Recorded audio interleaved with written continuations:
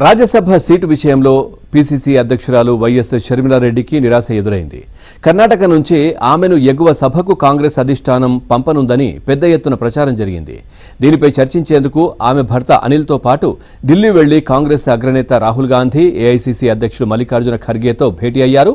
ఇక పార్టీలో చేరే సమయంలోనే రాజ్యసభ సీటు ఇస్తామని హామీ ఇచ్చారని గుర్తు చేశారు.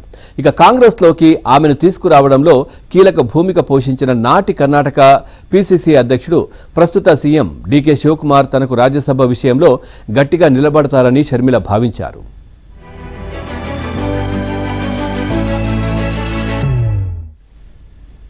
అయితే ఆఖరి నిమిషంలో కాంగ్రెస్ ఆ రాష్ట్రం నుంచి ఖర్గేను తిరిగి రాజ్యసభకు పంపాలని నిర్ణయించింది. అదేవిధంగా AICC media incharge Pavan Khera, Karnataka Congress నేత మన్సూర్ అలీ ఖాన్లకు కూడా అక్కడి నుంచి అవకాశం కల్పించింది. చివరి నిమిషంలో ఖేరాను తీసుకురావడం, షర్మిలను తప్పించడం వెనుక ఉన్న రాజకీయ శక్తి ఎవరనేది ఇప్పుడు ఆమె శిబిరంలో జోరుగా చర్చ జరుగుతోంది.